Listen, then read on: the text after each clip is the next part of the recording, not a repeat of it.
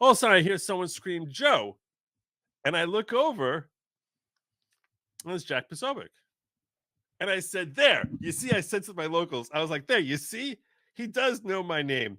This has become like a running thing. During the Bannon trial, I was covering, I went down to DC for the Bannon trial, and Jack Posobiec was there.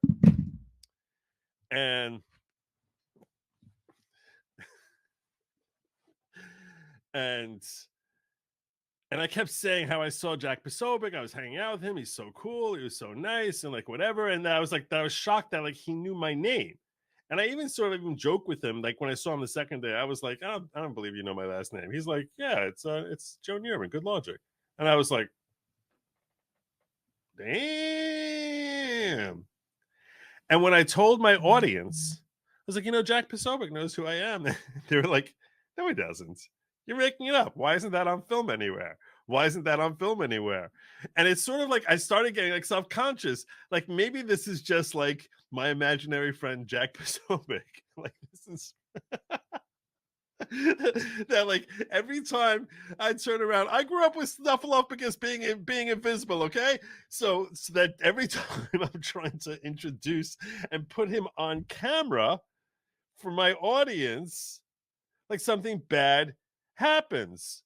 And my audience ends up being like, he has no clue who you are. You're like some little nobody. You're a nothing.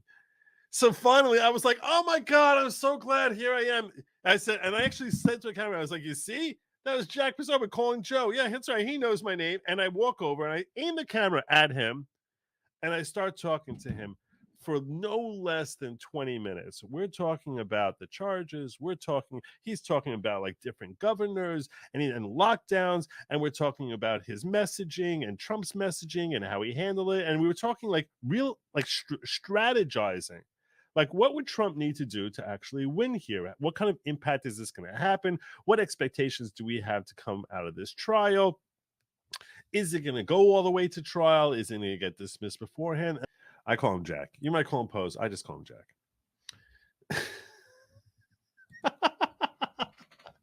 I'm talking to him about Giuliani. I was talking about his strategy, and I started saying to him, I said, he goes, I should tell Donald to like hook up with you and like Nick. I said, obviously, if only for just like knowing how to handle PR. Who understands the base better than we do? Who understands them better? But I said, all kidding aside, I said, he's like, all right, I'll throw that at him. I was like, all right. And then I talked to him about having him on my show. And then I looked down at my phone and I'm like, and I'm so excited because my audience has finally seen that like I actually have a healthy relationship with Jack Posobiec. We had a really interesting, I was like recording him on Locals, sharing his thoughts about the Trump nomination and what he needs to succeed and some of the pitfalls that he has. And I'm like, this is like such a phenomenal interview that I have on camera here that people are going to want to see.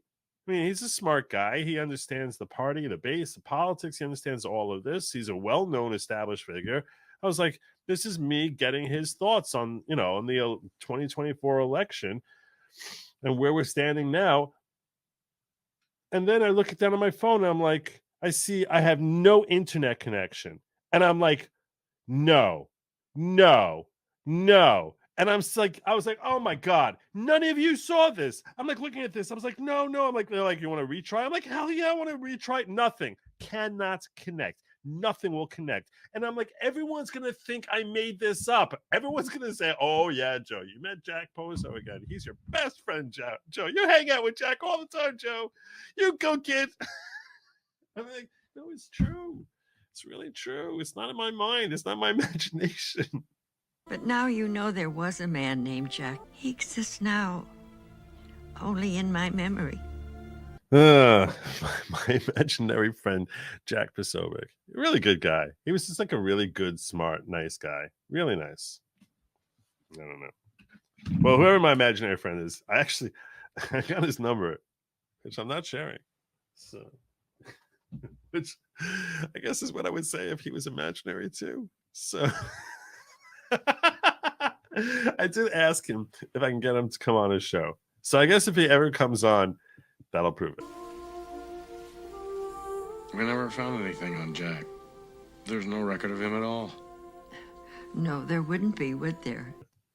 That'll prove it. But if he doesn't, I could totally see, like, I'll schedule him, he'd be like, oh, like a last second cancellation. I'll be like, oh man, Jack couldn't make it tonight. You're not gonna be like, you're so full of garbage. He has no idea who you are. You're a stupid tiny little channel, Joe. Stop having delusions of grandeur.